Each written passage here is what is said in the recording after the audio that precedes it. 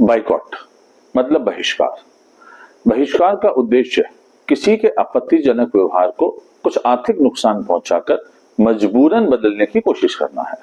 लेकिन क्या वास्तव में बहिष्कार में इतनी ताकत होती है? आइए इसको समझते हैं। मैं नरेंद्र अम्बानी, इन सभी क्वेरी पे हम बात करेंगे। याद रहे, हम राजनीति पे बात नहीं करेंगे, हम धर्म पे बात नहीं करेंगे, हम बात करेंगे तो सिर्फ इकोनॉमिक इश्यूज पर। आज हम बात करेंगे तुर्की बाइकॉट पर।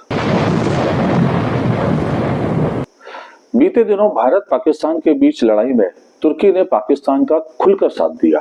उसने पाकिस्तान को भारत पर हमले के लिए ड्रोन भी उपलब्ध कराए, जिसके बाद से ही भारतीय गुस्से में है। भारतीयों ने अब तुर्की को सबक सिखाना शुरू कर दिया है। तो आइए समझते हैं कैसे भारतीयों ने तुर्की की आर्थिक व्यवस्था की कमर तोड़ने की ठान ली है। भारत में तुर्की के प्रोडक्ट का बाइकआउट शुरू हो गया है। बाइकआउट करने में ट्रैवल सेक्टर सबसे आगे है। सबसे पहले हम भारत और तुर्की के व्यापारिक रिश्तों को समझते हैं। तुर्की का मार्बल बहुत मशहूर है।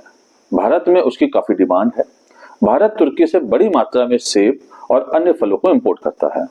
सोना, सब्जियां, चूना और सीमेंट का बिजनेस भी तुर्की से होता है। कुछ मात्रा में केमिकल, मोती, आयरन और स्टील भी भारत तुर्की से खरीदता है। आंकड़े के अनुसार साल भर में तुर्की से यह सब व्यापार कुल मिलाकर 24,000 करोड़ रुपए का किया जाता है। दोनों देशों के व्यापारिक संबंधों की बात करें तो भारत की तरफ से एक्सपोर्ट ज्यादा किया जाता है। तुर्की में भारत के बने रेडीमेड कपड़ों को खूब पसंद किया जाता है। तुर्की के बाजार में कपड़े, सूती धागे, इंजीनियरिंग से जुड़े सामान, इलेक्ट्रॉनिक सामान, एल्युमिनियम प्रोडक्ट और ऑटो कंपोनेंट भी एक्सपोर्ट किए जाते हैं।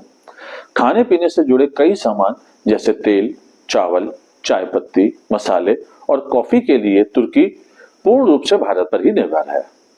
फाइनेंशियल ईयर 2023-24 की अगर बात करें तो तुर्की के साथ भारत का बायलैटरल ट्रेड लगभग 11 अरब डॉलर का था, जिसमें इंपोर्ट लगभग 4 अरब डॉलर का था और उसमें 2482 कमोडिटी शामिल थे। अब देश के कई शहरों से तुर्की के प्रोडक्ट के बहिष्कार के वीडियोस सोशल मीडिया पे वायरल हो रहे हैं। तुर्की के विरुद्ध हिंदुस्तान का आर्थिक युद्ध। भारत के व्यापारियों के संगठन confederation of all India traders ने भी चीन, तुर्की और अजरबैजान के प्रोडक्ट के बहिष्कार पर जोर दिया है। पिछले कुछ सालों में तुर्की भारतीय पर्यटकों के घूमने फिरने की पसंदीदा जगह बन गई है। पिछले साल तुर्की ने 3.25 लाख भारतीय पर्यटकों का स्वागत किया, जिसमें तुर्की की टूरिज्म इंडस्ट्री को लगभग 4,000 करोड़ से ज्यादा की कमाई हुई। फेमस इंडस्ट्रियलिस्ट हर्ष गोइंका ने ट्वीट कर कहा है कि भारतीयों ने तुर्की और अजरबैजान को लगभग 4,000 करोड़ रुपए पर्यटन के जरिए दिए हैं, लेकिन ये दोनों देश आज भी पाकिस्तान के साथ खड़े हैं। गोइंका ने भारतीयों से अपील करते हुए कहा है कि भारत और दुनिया में ढेरों खूबसूरत जगह हैं, कृपया इन दोनों देशों का बहिष्कार करें।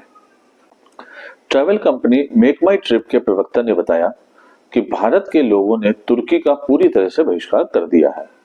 लगभग एक हफ्ते में ही तुर्की और अजरबैजान के 60% बुकिंग कैंसिल हो चुके हैं।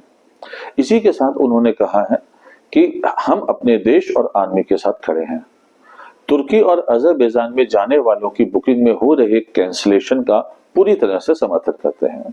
उन्होंने यह भी शेयर किया कि मेक माई ट्रिप के प्लेटफॉर्म में तुर्की और अजरबैजान से रिलेटेड सभी ट्रैवल ऑफर कैंसिल कर दिए गए हैं। पिछले कुछ सालों में भारतीय लोगों के बीच शादी और हनीमून मनाने और फैमिली ट्रिप्स के लिए तुर्की तेजी से पॉपुलर हो रहा था, लेकिन 2025 में तुर्की ने पाकिस्तान का समर्थन करके अपने ही पैरों पे कुल्हाड़ी मार ली।